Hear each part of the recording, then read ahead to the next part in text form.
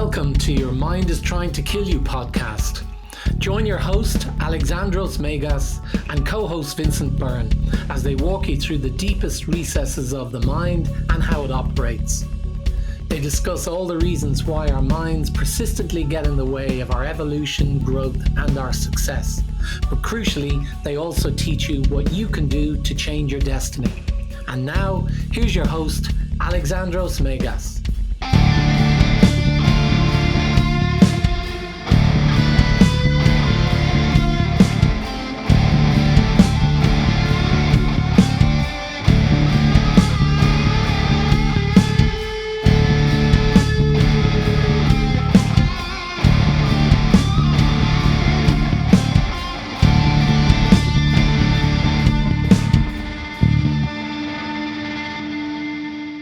Well, hello and welcome to another episode of the infamous Your Mind is Trying to Kill You podcast. I think this is our 47th.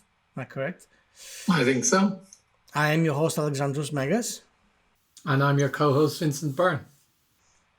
And what are we doing today, brother? Well, there's been a couple of weeks of distress here, right? Yeah. Well, I mean, I've had a few weeks of being under a pile of SH1T, and things started to fall apart a little bit. So I thought, I know it's after the event and I've started to kind of get things together, but why not ask the great man what he has to say about how we should deal with things when things fall apart. The great man being myself. Absolutely. Now, there's been certain kinds of words after great used for me in the past, but man has not been one of them until now.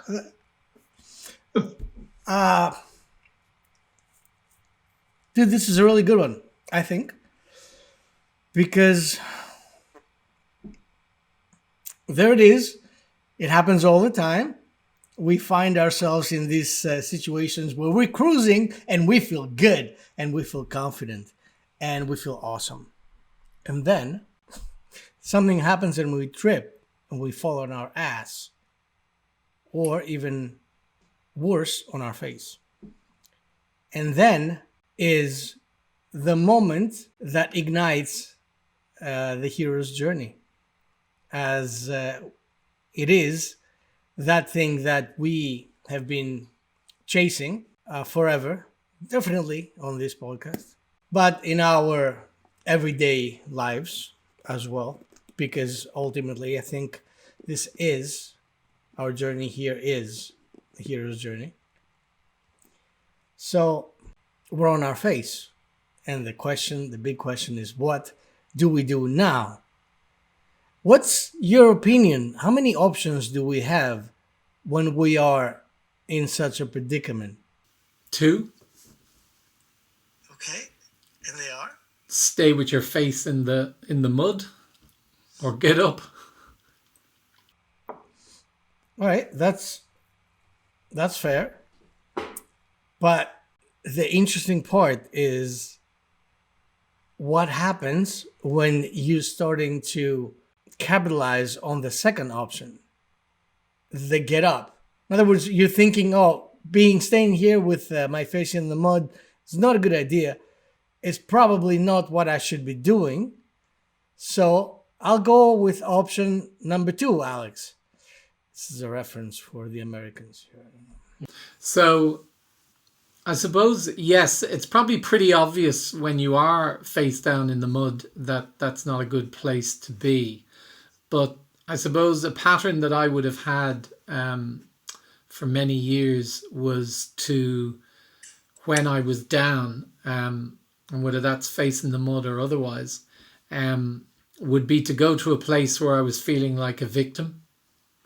And I think it's pretty easy to go to that place. And I've met and worked with many people, both in I suppose, the olden days when I used to do more life coaching to now business owners where there may be a combination of personal stuff, but there'd also be business stuff.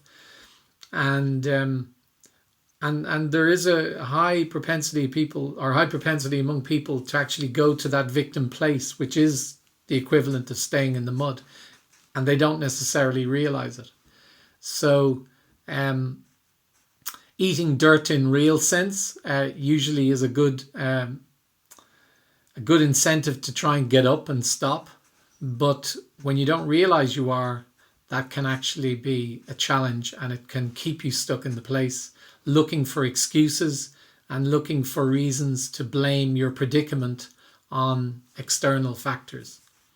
So I've been there lots of times, and it has taken usually something pretty drastic to get me to move and get up and start to move forward.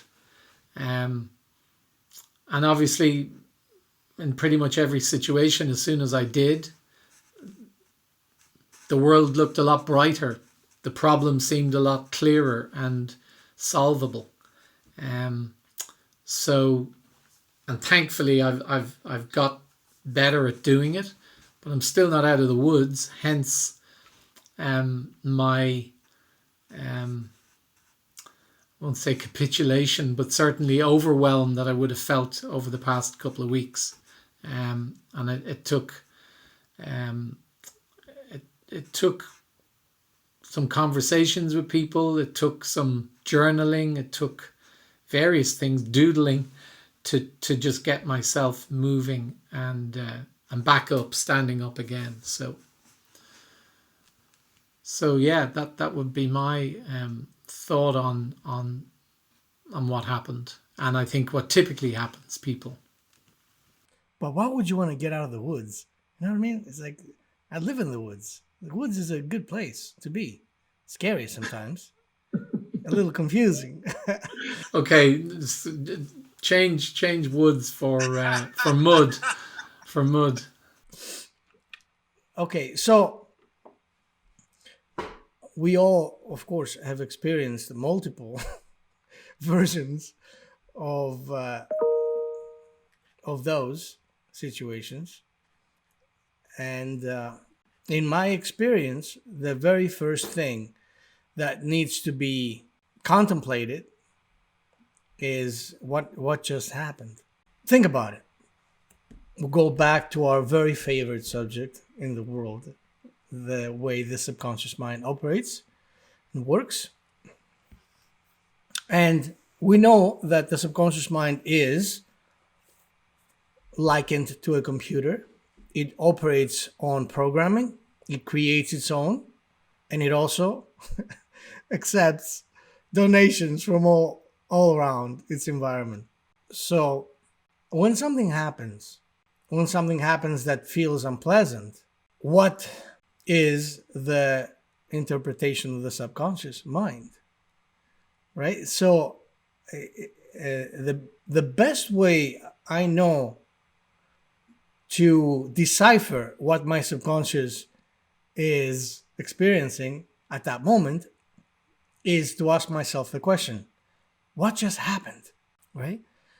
When you ask that question, then there should be an answer. Right? What just happened? What just happened? The shit hits the fan. The answer is, I don't know. What just happened? Something horrible happened. Why is it horrible? So there is, of course, an interpretation of the subconscious mind that responds to the event.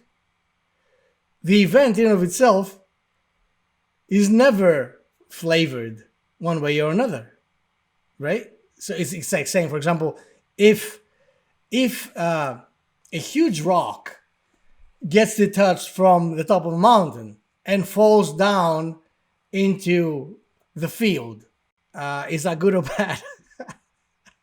Right? It's an event. It's an event. Now, if the rock falls on your ass, then you immediately create an explanation and a translation of the event so that you know how to act. So the subconscious mind will be there to flavor the event because it uses that flavor to, instead of reinventing the wheel, right? It's going to go back and search. Like, you're looking for that thing. Oh, it's that logo. I had this logo that was, I don't know, like a 3D version of my logo. Where is it? You go to the computer and you start putting down words and it searches, right? The logo. That fucking logo, I name files like that. So it searches in hope to find a similar or seemingly similar event so that it knows how to deal with this. Because we know the subconscious mind is two things in this particular situation. It's lazy, it doesn't want to go there and start like, oh shit, what are we going to do now? Lazy. And secondly, it feels like an urgency, right? So it wants to get to the root of the problem and discover a solution as soon as possible. Make sense? Yeah. So it's going to default into the programs, the conditioning that it knows and that it possesses. It's going to go in there and it's going to start matching, what other situations did we have that feel like that? Right? Oh, that when my girlfriend in high school dumped me and then she told everyone I was an asshole. Whatever. and then when it finds out what that event relates to, or it thinks that it closely relates to, it's going to then start employing the solution. And the solution is usually what it used to protect you, quote unquote, protect you in the past. So it's going to do whatever feels less painful, usually, right? This is the default mechanism of the subconscious mind. It's going to want to do something about it that causes the least amount of pain. Now, usually, this isn't the best thing that you can do for a situation because we all know that growth of any sort involves pain. So, to backpedal into what I said in the beginning, when this thing happens to me specifically, I take a moment, take a deep breath, and I ask, what just happened? Is what happened a good thing or a positive thing? Was there a negative thing? Once I start answering these questions, I keep on drilling further. If the answer that comes back, oh, it's a negative thing, I further question. It's like, it's like a detective, right? Why is it a negative thing? Why do you think it's a negative thing? And then I'm expecting the next answer. And at some point, there's going to be a short-circuited approach because the subconscious mind will go down the wrong rabbit hole and it will trip itself and then realize that, oh, shit, that doesn't work. Let's go back to the previous question. And then by virtue of examining these things, by being in close cooperation between the conscious and the subconscious mind, the conscious mind is asking the questions, assessing whether or not the answers are fitting the occasion. And then by this cross-examining type thing, hopefully we get to find out, we get to discover first the real nature of what happened, and secondly, whether or not what happened can help us get to the next point. Does this make sense? Yeah.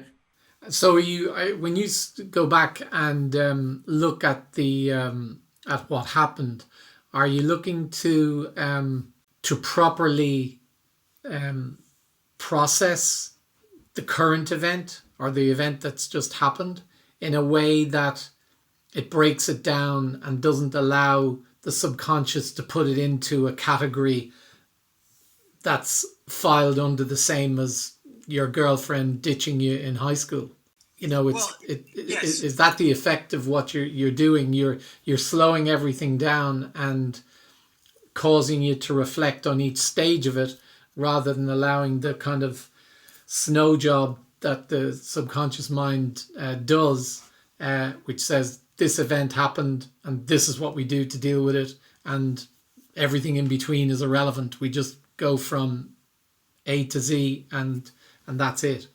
Is that what you're doing? You're breaking down the process step by step. That's right. Because when, as you very, very accurately mentioned, my friend, when you do that, then what do? You temporarily give yourself the opportunity to escape swimming in a sea of emotion, right? And counterbalance the way that you feel, which is a very pivotal moment. Knowing how you feel and then being able to decipher why you feel the way that you do. And this is why this questioning has to happen, right? This, for example, yeah, I used to do that in extreme ways in the past. I think I have mentioned that a couple times on this program. Like when I found myself back in the days when I was like this for real starving artist and my life sucked. That's a technical term, by the way.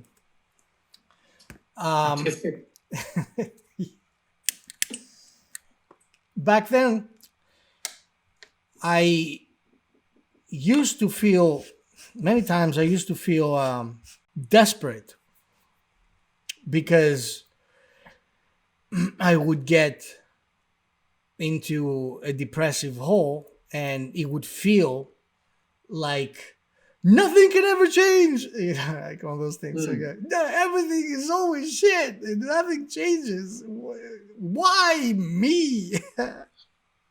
Victim. Yeah. So, but I immediately, and that was before I became a hypnotherapist, by the way, which is interesting because It was before what? I became a hypnotherapist. Okay. So this is what I would do. Right? Okay, so I found myself in this seemingly really sucky situation.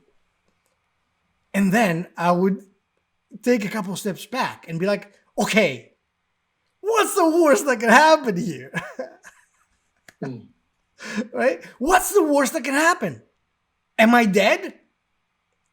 Am I going to die? Probably not. Okay, am I going to be on the street? Probably not. Am I going to lose my friends? Probably not. You know what I mean? So I used to do that intuitively without having any particular knowledge on the subject of the subconscious at the time. And it always seemed to be extremely helpful to me because it gave me perspective. Right? How bad is this? Like, how bad is it? And of course, it is very important to realize that the mind, the subconscious mind, will work on expectations. So it will assess the nature of every situation based on what it's expecting that it's going to happen.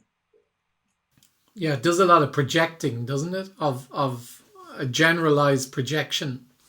Yeah. I remember actually, I've got a book. You probably know it. It's a drawing book, and drawing on the right side of the brain. It's called, and the idea is that when you try to draw something like someone's facial features, if you just set about it, what happens is that you think you're drawing what you see, but actually you're drawing mostly what the brain remembers that facial features should look like, and you don't actually get a likeness of the person that you're trying to draw.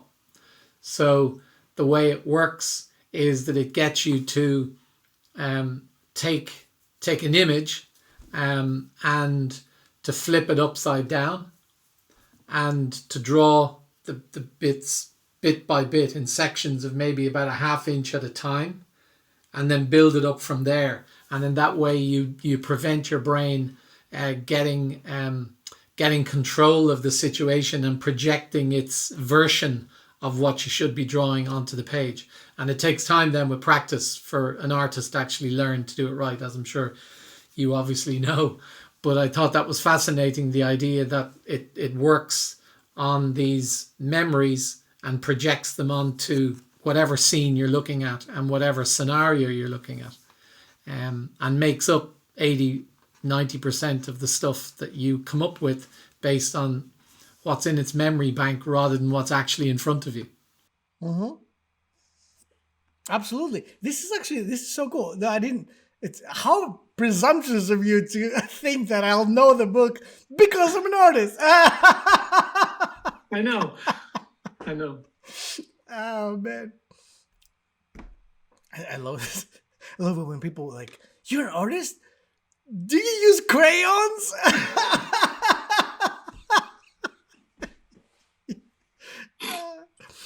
uh, but that actually that's fascinating. It's a fascinating concept. And it's very accurate. The reason why most people can't draw for shit is because they're not paying attention to what they're experiencing in that moment. They're not paying attention to what they're looking at. They're paying attention to the previous recollection of what that thing that they're looking at might look like. Yeah. It's wow. Yeah, that's great. That's really good. What would I do without having you, my friend, here to point out every single book in the world that I have never read? You're like, And I even remember the author as well. You are a walking encyclopedia or a sitting Yeah. one in this particular case. Of useless information. Well, clearly that's not useless. So, yes, exactly. So we find ourselves in a situation where the thing that just happened didn't go as we thought it was gonna go. So because it didn't go as we thought it was gonna go, now we throw a temper tantrum just like a little kid, right? But you told me I could get candy. Dude, my little girl, I think she she must have been like a mobster in her past life or something. This kid is the most efficient person to get a payment from you. You know, like if I say that someone owes me money, I can send Athena and she will collect. She doesn't give a shit. She just gets the job done. What a talent that is. But she's like whenever she helps her mom, because her mom does all these baking incredible magical shit, like sourdough bread, sourdough everything actually, and she makes all this awesome stuff, scones. You being the Irish/British. No, don't say that. Okay, I'm sorry. Yeah, it's like saying Greek and Turkish. I understand. I Just apologize. Irish/Irish. Yeah, you know what? That's like anyway. So she makes this good stuff, and then she sells it, right? And she sells it at certain venues. And Athena comes with her, of course, because where's she gonna go? We can't leave her home. Mm. Um, and then at the end of the day, she's asking for payment. And she, her mom's like, well, I'll give you, if you help me, I'll give you $30. And then, she's like, for like 2 3 days, it's like, I want my $30. You promised me $30. Right? It doesn't matter whether or not well, mom says, well, you said you were going to help, but you didn't help. You were just watching your iPad, taking a nap. Uh, it doesn't matter because all she's projecting is that she was promised $30. You see? And that's how the subconscious mind works. It wants what it wants Mm. and is not ready to compromise for any reason, even Mm. when it's being entirely unreasonable, which is, I don't know, like 100% of the time. So, um, yeah.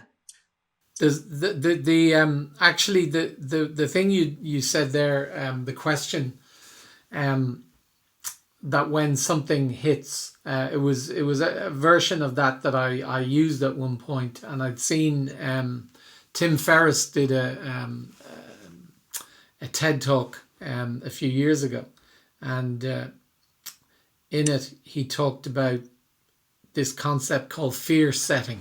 I don't know if it was his version or his term, but the idea was that when something bad happened, that if you could get yourself to sit down with a sheet of paper and divide it into columns and essentially say, okay, so what's the thing that's just happened, and then what are all the things that could potentially go wrong.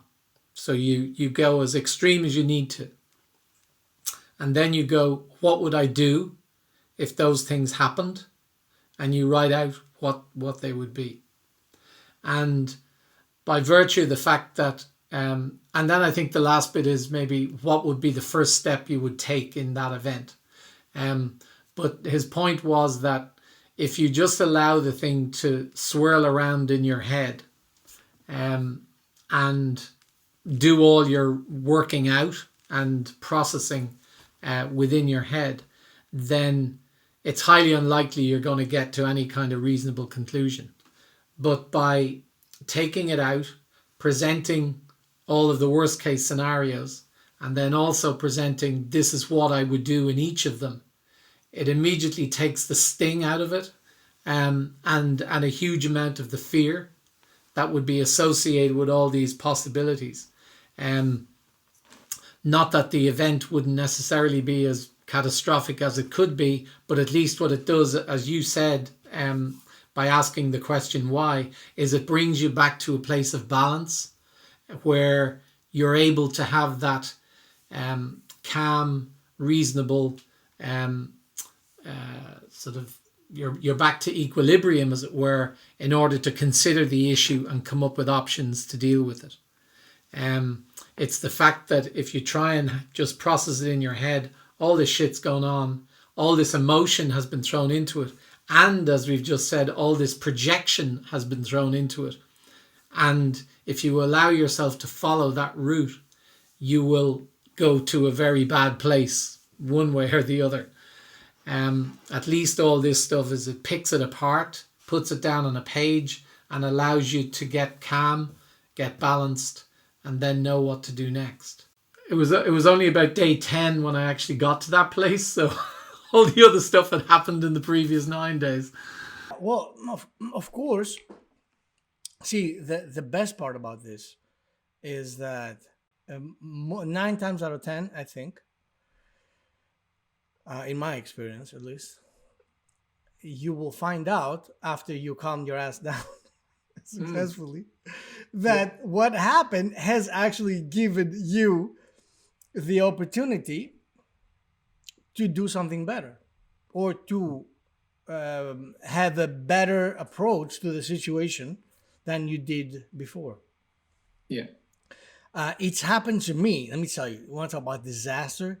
It's happened to me where I've been working on an art a piece of art for a while, like for days, and as you know, the way that I do this work is very tedious and very, of course, very entrancing, but at the same time, very complex, technically. So I would make the wrong move. You know, at the time where I'd be working on a piece and then being exhausted, like in the middle of the night. And, and you know, like you have, for give an example, like you have like a glass of wine or, you know, a bottle of paint that is sitting by you, and then you turn around disregarding that there's a bottle of paint there, and then the moment like you see yourself in like slow mo knocking over the paint, and you can't, there's nothing to do, like you just watch yourself, like you know this is happening, but there's nothing to Yeah. do to prevent it. You can hear the Yeah, yeah. like probably like Tiger Woods. Right. And then you know that it's all gone. And it's happened to me several times. And the first thing, of course, is not for me is being pissed off. God damn it, motherfucker! But then your spirituality kicks in. Well, then it's like interesting you say that, because as I always say, as above, so below, as within, so without. There are parallels on every single situation that we face, and that we can draw from, that we can draw wisdom from. So it's funny at the moment when, let's say, you are participating in a grandmother ayahuasca ceremony, and there are those times, of course, where you are plagued with this most unusual nausea, right? It's horrible, as a matter of fact, because you can't do anything about it. You can't force the purge, right? You can't. You just have to navigate it, and this could be likened to one of those situations where you would expect, like, there are people that go and experience this because they've heard, and such awesome shit, and they watched that movie where the angels came down and talked to that person, and they had to experience it themselves firsthand. So instead, they go in there and they're being used as a punching bag by the medicine. And,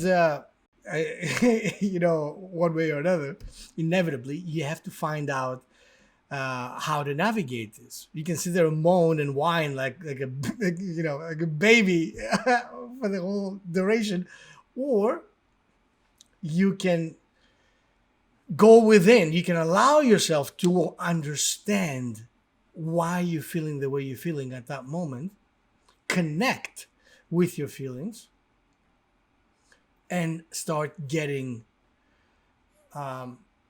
very valuable insights. And then, the even more interesting part is the moment that the purge happens, right, is usually everything lights up. This is the moment that disaster happens. That's how I make that association. The moment the seeming disaster happens, something unlocks itself and provides you with insights and opportunities that you never thought you have access to, because we always played safe. I mean, let's face it. right? Because, even if you are as insane as I am, there is a certain level of playing safe that I usually adhere to. Of course, fortunately or unfortunately for me, any attempt for me to play it safe is always overthrown by my own higher self. If you, because it's like I have declared, I guess, to myself that there isn't, I'm here to grow, and whatever it is that I need to grow, please serve it to me, and I will find a way to navigate it. So I'm telling you, and I'm sure you can find the same. If you go back to any serious or seemingly serious situation, disaster, what have you, that has happened in the past, and reflect on it now, which we now call reframing. Every coach in the universe knows that term now. You find out that things were not as bad as you thought. In the same fashion that in the episode that is titled Am I Ugly? When you look at your pictures from the past, you always will say, oh man, you looked so good back then. When at the time, you look at the picture, oh, this looks like shit. Right? So as a, like, would you be suggesting that, as a practice that we would go back and look at prior events that were significant, either positive or negative, and kind of work through them, almost deconstruct them, by asking the question why all the time? That while it might give you some insight to say that it wasn't as bad as it seemed, are there any other benefits that are brought forward by virtue of you doing that? Of course, the major benefit is the fact that you always found your way through from any situation that was seemingly horrible at the time, and you can also confirm that not only did you find your way out of it, but you somehow were better off. Because if you live your life expecting that only great things are happening for you, then this becomes your new conditioning, right? So anything that happens is a locked treasure. It's like a treasure chest. Now all you need to do is just find a way to unlock it, because there's always a treasure there. And knowing that, I think, is a major advantage versus not knowing that. Yeah, go ahead. So I was going to say, like, would it have the effect of, if you take the example that you mentioned, you have this event, it's not a very pleasant event.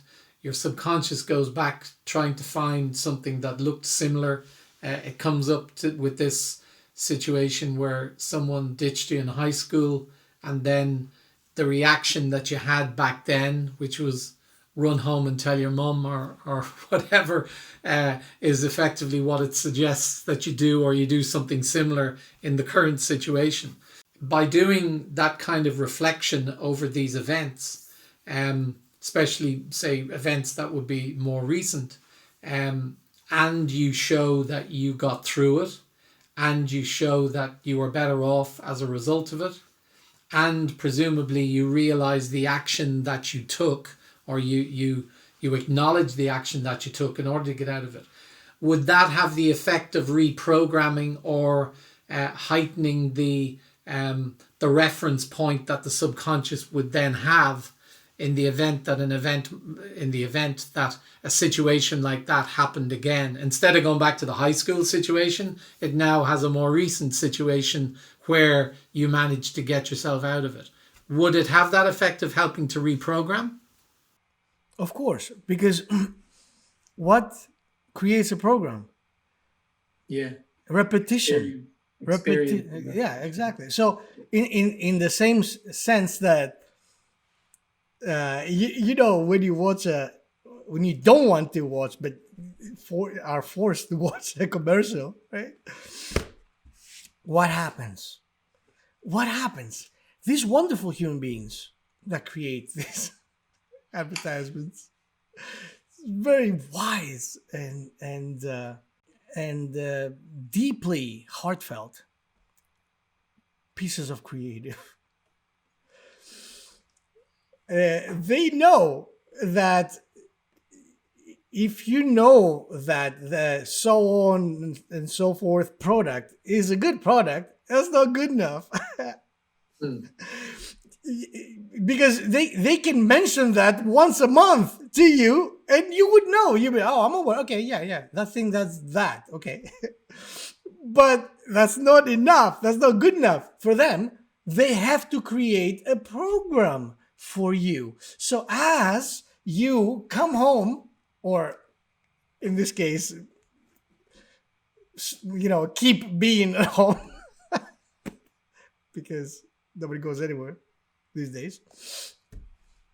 You had a stressful day yelling at your I don't know, employee, your colleagues over the Zoom all day long, and then you're like, oh, I've had enough of a day. Now I'm just gonna get myself a nice drink, and what am I gonna do? I'm gonna sit in front of the TV and relax. Right now, however, guess what? This is the exact same process that happens when you go to a hypnotist. Minus the drink, of course. But sit down and relax is the button pushed for your subconscious mind to ignite programming time. And as if that wasn't enough, those peeps that are so awesomely honest, they even call it programming. Isn't that awesome? Because it's not like they're lying to you. They're like, this is your programming time. Sit there, relax, and enjoy the program. So yes, repetition. Of course, repetition is the key to creating new neural pathways and enhancing your subconscious mind, your conditioning, programming, reprogramming, and the like. That happens always through this process. So yes, you can do, of course, the more you do it, the more you, like for example, I cannot, like something happens, like, oh shit, I can't believe this happened. Oh my God, and of course, I have to preface that by reminding you that I'm Greek, and this is how Greeks throughout the ages, deal with a disaster. Pulling the hair, and so on and so forth. So you've got ancestral programming as well. Absolutely, of course. That's the most intense type, by the way. So here's the thing. I mean, I get all of that and see all the benefits of doing that, whether it be doing the questioning, like the why, by asking questions like what's the worst thing that could happen, going to a place and saying what just happened. So the thing for me, in terms of my experience over the past couple of weeks, was it took me so damn long to get to the point at which I actually sat down and started to tease it apart. Like, it was days. So what do we do to help us, and what do you recommend we use to help us remind ourselves that, what's the equivalent of having that red block or box with the glass on it saying break glass in case of emergency. What is it that we would have in terms of equivalency to remind us to stop and ask the questions? Because we ain't going to do it without a hell of a lot of practice, without something like that. But here's my question to you. Why wouldn't you ask immediately? Let's just do that little exercise right now on the spot. Why wouldn't you ask this question? Why wouldn't you ask why? Why wouldn't you ask, okay, what's going on here? What do I do? And what do I do to get out of it? Because I'm caught up in the emotion of the thing that I'm not, because of my habitual programming and behavior up to now, all 58 years of it, I don't naturally remember to do that when I'm in an emotional state about a particular issue. Okay. Well, this is, and tell me if that helps. The very first thing you do when shit hits the fan is calm your ass down. Find a way to calm down. Is that something that you think is easy to remember? No. That's not easy to remember? Well, it's not that it's not easy to remember. It's just not where you go when you're in the middle of the situation. No, that's not where you go, but that's where I go. Oh, I know that may be where you go, but what is the difference between you and me, though, brother? Probably a combination of awareness and practice. Exactly. So what do we do in the short term while we're trying to create that awareness? What do you do when someone swings at you? Isn't your first instinct to block the punch? Yeah. Do you need anything to remind you to block the punch? No. Okay. So these are your instincts kicking in. At this moment where you are in terrible emotional distress, you have to always remember, like, take a note. Put it in your pocket in case of emergency, right? Break the glass. Make a note and always carry in your wallet, whatever, in your pocket.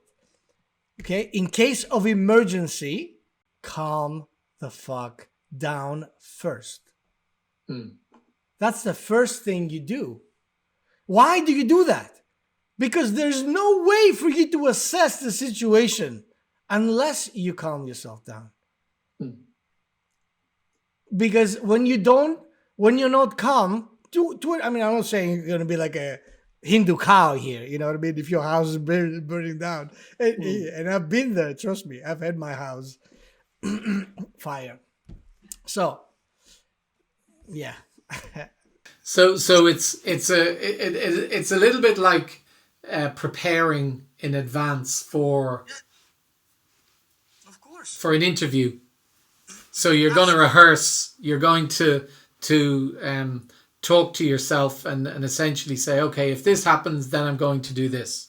It's making that plan in advance, and in order to help me do this, I'm going to have that yellow post-it that I'm going to stick it on the top right-hand corner of my screen, and that's going to have a red button on it so that I remember to press that in the event that I go to one of those dark places.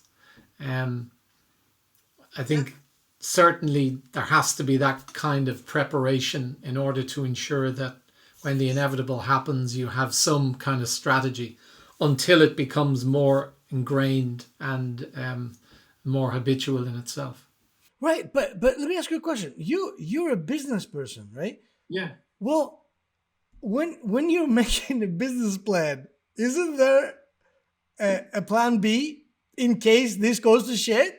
It's usually built within it, yeah. Right. So why would you do anything different on your everyday life, the most important business you will ever have. I agree. But I think the thing is that we don't see it, we don't observe other people doing it. And so therefore it's not something that necessarily comes naturally to us. So therefore we kind of have to create the situation so that we can at least get the practice kicked off. That's right. Because as we said many times, the reason why it doesn't come natural is because we have been entirely disconnected from natural law. Right? We think that it is a given that we will survive. It is a given that not only is a given, but if something happens, what? The supermarket is closed? Are you serious? I need pork ribs, man. You know what I mean? It's like it's if it doesn't happen the way that we expect that it should happen, god damn it, then we lose our shit. Do you understand? So it is a horrific way of living life. And of course, most people share this way of living their life. Right? And that's why people are like, there's always a complaint somewhere.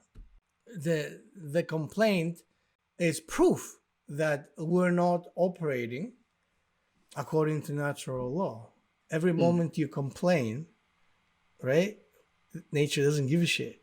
Yeah. Can you complain if a bear is chasing you in the woods? That's not fair. Right? You'd be like, bear, come on. What the fuck? That's not cool. Have you found Jesus Christ, by the way? Because if you haven't, there is like a camp of Jehovah's Witnesses way over there. Right? So there isn't a reason to behave as if everything will always go as planned. Well, thank God everything doesn't go as planned, because most of our plans are so shitty and so small-minded that there would be no room to grow otherwise. Yeah. So we've basically been cosseted to such an extent that we assume that everything is going to go right and go our way. And when it doesn't, we adopt, in a lot of cases, just victim mode and complain and blame other people and blame forces outside us. That's right. Versus accepting the fact that there will always be impediments in our way, there'll always shit happening, and the whole thing around life is about facing up to and overcoming these issues, but accepting that they're part of the norm as distinct from something that's not fair happening to you. Absolutely. Yeah. Look, what is it's funny because every time that this happens to me, now don't please do not assume that I don't complain. That's not what I'm advocating here, right?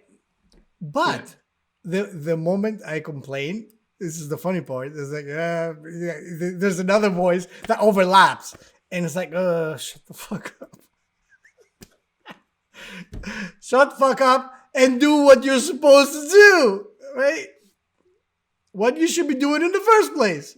What? The cat pissed on, my couch? Well, good for you. You should have covered that motherfucker. Right? Whose fault is that? Right? And here is a very interesting insight for every other thing that happens. The fact that when something goes wrong, when something goes, otherwise than what you expected, it provides you with valuable insight on why this happened. Right? Like when something happens, like when the foxes ate all my chickens. one. I don't know if I told you that last year. I think it was last year or 2 years ago. There was a raccoon, and there was of course, at the time, I didn't know the raccoon had it in him to kill live chickens. Right? It was I had a tarp because my chickens have a mansion, right? So it's like a 12-foot tall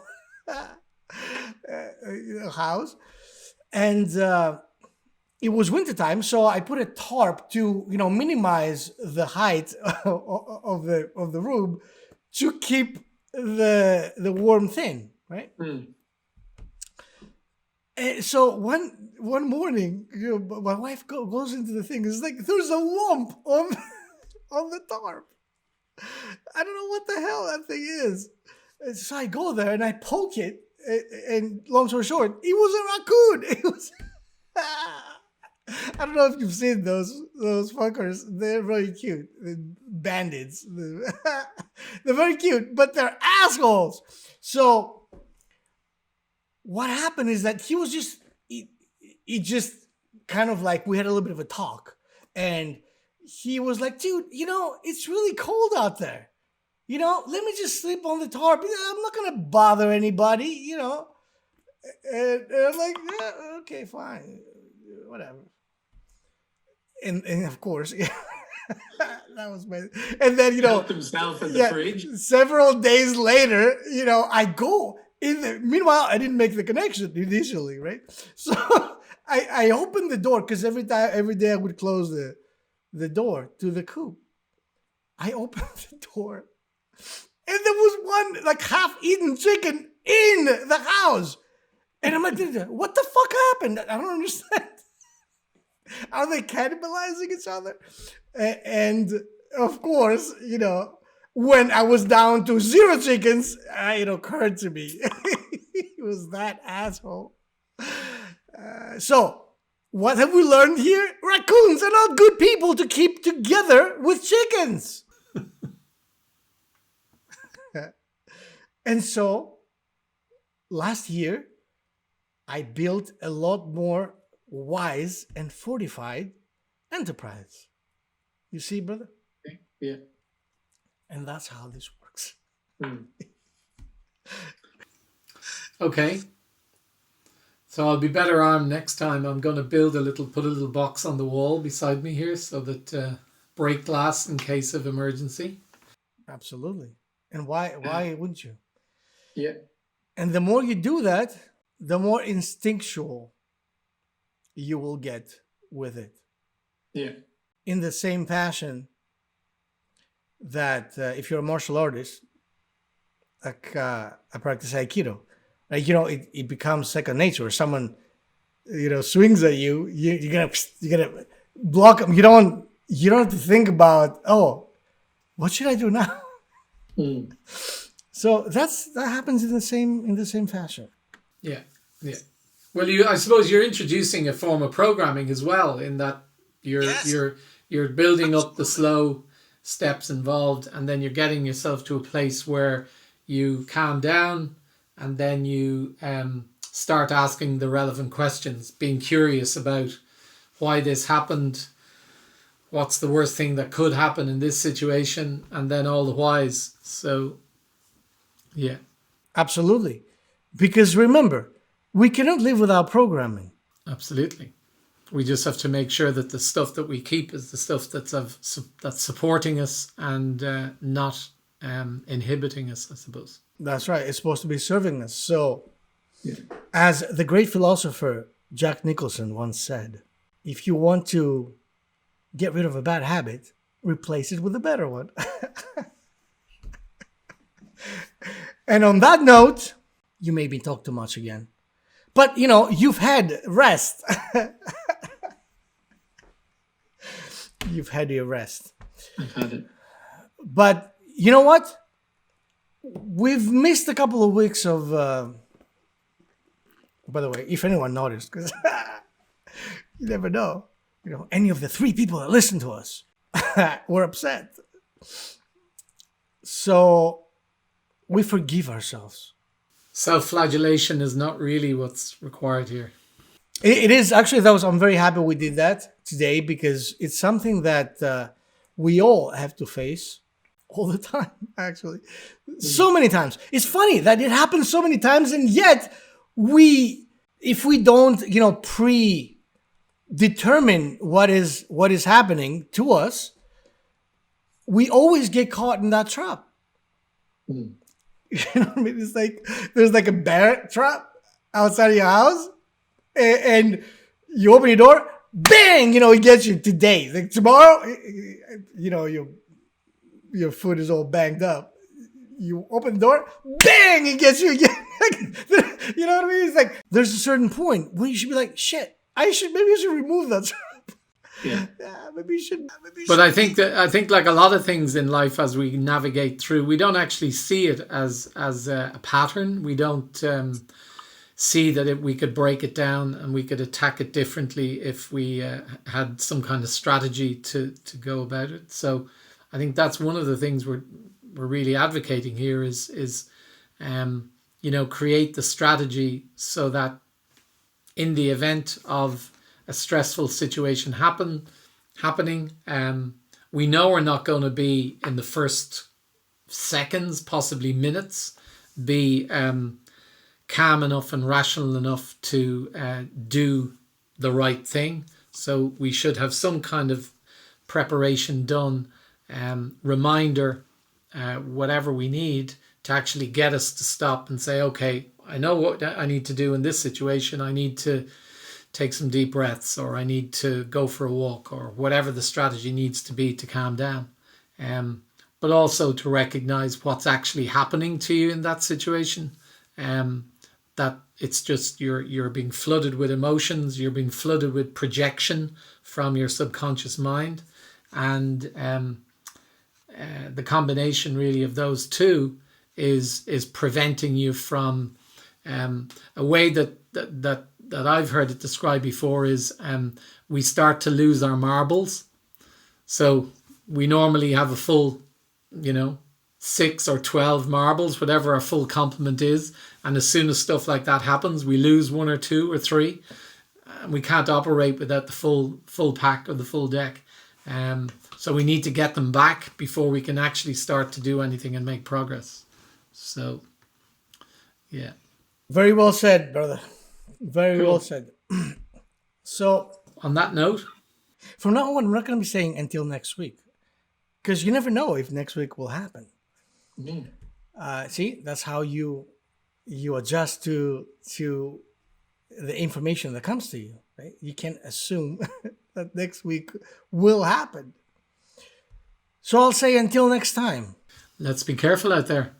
And don't let your mind kill you. Thanks for listening to Your Mind is Trying to Kill You with Alexandros Megas and Vincent Byrne. If you like our show and want to make sure that you don't miss an episode, then we would love if you would subscribe on Apple Podcasts or on whatever platform you're listening to us on. And you'd be doing us a big favor if you would support us by leaving a review as well. It would also be great if you would take a screenshot of this episode on your smartphone and share it on social media. So join us next Wednesday when we talk more about mind hacking and taking back control of your life. Until then, have a great week.